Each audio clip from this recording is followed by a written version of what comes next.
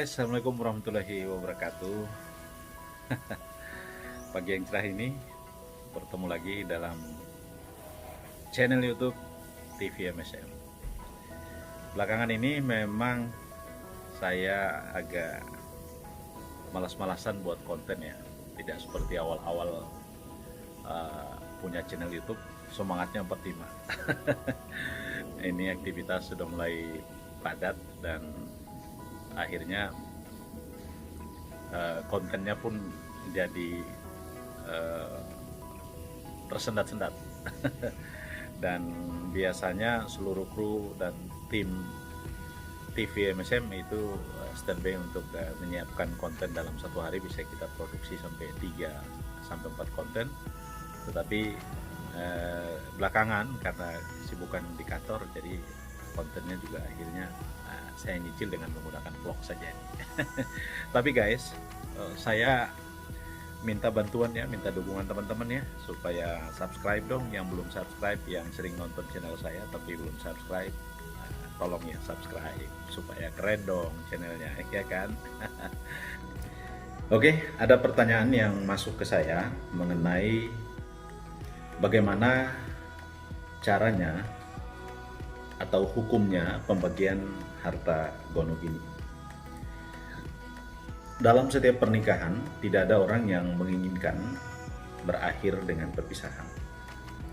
Dan setiap pernikahan itu pasti mengalami masalah-masalah yang serius. Dan setiap pasangan yang mampu memanage atau menyelesaikan masalahnya secara dewasa pasti akan berujung bahagia. Sebaliknya, setiap pasangan yang tidak mampu memanage atau menyelesaikan masalahnya secara dewasa, secara bijaksana, pasti berujung dengan ributnya harta gono gini. Peliknya pembagian harta gono gini itu seringkali dihadapi oleh setiap pasangan. Iya kan guys? Apalagi pasangannya yang matre, malas bekerja tapi ingin bagiannya lebih besar. Kadang-kadang ada sama laki-laki, kadang-kadang juga ada sama perempuan. Tetapi guys, itulah dinamika hidup. Nah, pertama kita lihat tentang harta bawaan. Dalam pasal 35 ayat 2 sudah dijelaskan bahwa harta bawaan itu, tadi saya katakan bahwa harta bawaan itu adalah harta yang menjadi milik atau bawaan dari masing-masing sebelum menikah. Dan dalam hukum pernikahan itu ada namanya perjanjian pranikah. Perjanjian pranikah itulah kemudian mengikat pasangan bahwa harta ini menjadi miliknya ketika sudah menikah. Nah, tetapi kalau harta bawaan itu digunakan bersama-sama lalu mendatangkan manfaat atau hasil, maka hasil ini menjadi harta gono gini. Ya. Jadi saya ulangi lagi, kalau harta bawaan itu dimanfaatkan kemudian mendatangkan hasil atau harta tambahan, maka harta tambahan itu adalah harta gono gini. Nah, sedangkan harta gono gini pasal 35 ayat 1 tadi jelas bahwa harta itu diperoleh sejak pernikahan. Ya, jadi semenjak menikah, apakah istri di rumah, suami yang kerja, lalu kemudian ada keuntungan mendapatkan ini, hartanya ini, punya rumah, punya mobil, punya segalanya, itu tetap masuk kategori harta gono gini. Karena kewajiban suami mencari nafkah, kewajiban istri mengurus rumah tangga, mengurus anak dan segala macam. Jadi kemudian itu semua menjadi harta bersama. Yang terakhir adalah soal harta warisan atau harta hadiah. Jadi kalau ada suami dapat warisan dari orang tuanya, atau istri dapat warisan dari orang tuanya, atau dapat hadiah dari orang tuanya, maka itu tidak termasuk harta gono gini. Jadi kita tidak boleh gagal paham. Nah, itulah hukum Undang-Undang Perkawinan, Undang-Undang Nomor 1 Tahun 1974 yang mengatur tentang harta gono gini. Jadi guys, agar tidak gagal paham, saya menyampaikan kepada teman-teman semua bahwa pembagian harta gono gini ini memang agak rumit sekali. Tetapi kalau dibicarakan dengan bijaksana itu seringkali tidak terlalu rumit sebetulnya.